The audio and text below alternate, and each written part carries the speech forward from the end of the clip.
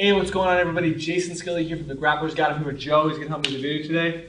In this video, I'm going to talk about a question that somebody had in regards to dealing with when somebody laces your legs when you have the half guard position and they start putting pressure down on your legs or your hips.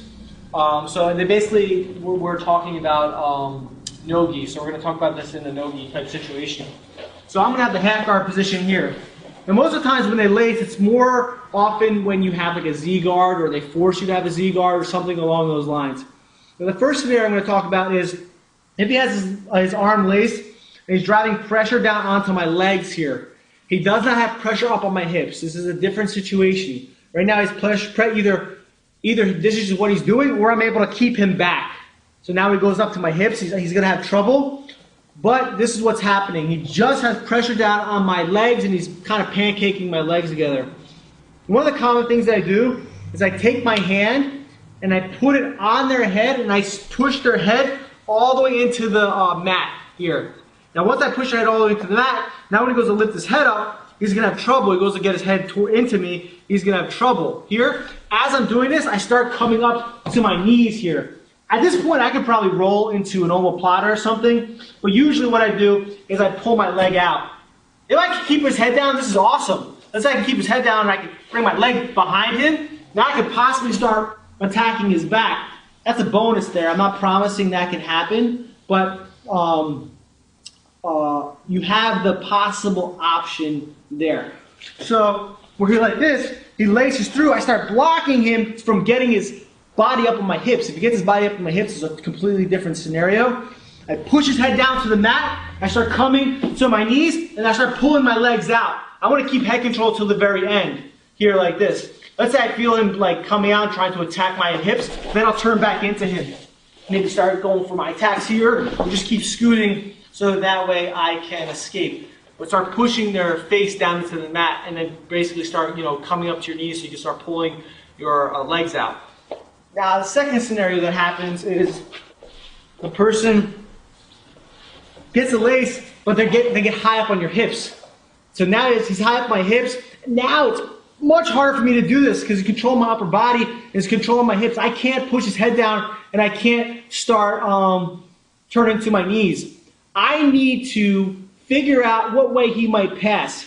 So there's a couple things I could do. I could either start letting him work his pass and then figure out from there. This is no gi. With the gi on, it's a little bit different because they start grabbing your collars, so on and so forth. But let's say he starts sprawling his hips down low and getting control. If I feel him starting to go around to his right here, I'm going to take my hand and I'm going to swipe it on. Look, I'm putting it on the side of his head. This hand comes here, and I want to get his head to the side he's passing. I always want to push him to the side he's passing. Then I'll hip out, and I come here like this. Then I'll start scooting back, or I can even come through and hit a wrestler style switch on him. I don't want to push his head the opposite side that he's passing. If he starts passing around and I push his head this way, I just help him pass. I don't want to do that. I want to push him the same way that his hips are going. Let's say, for example, he starts passing, he starts going around to his left. I'll just push his head straight to the left. Here, like this, with both my hands, and start pulling my legs out, and then I'll come up. Head control is very important when it comes to this particular defense. Let's say, for example, I'm here. One thing I'll do a lot is, because this makes it easier for me, if his head is on this side, I'll just start pushing his head there, which forces him to go the opposite way. When he does that, I switch my hands, and then I come out. So by doing that, by initially pushing his head the one direction, I know he's not going to pass that way, and he's more likely going to pass the other way. So it's basically lowering his options. And it says to me, I know what he's going to do, or he's just going to not do anything, because he might not like passing that way, or he might know exactly what I'm doing. So when I'm here like this, and he's high on my hips here, and I push his head this way with both my hands. As soon as, let's say he starts sprawling, and I feel him starting to come around, look at my hand, I switch. Here, if he goes to jump back over, that way I switch again. I need to follow his head.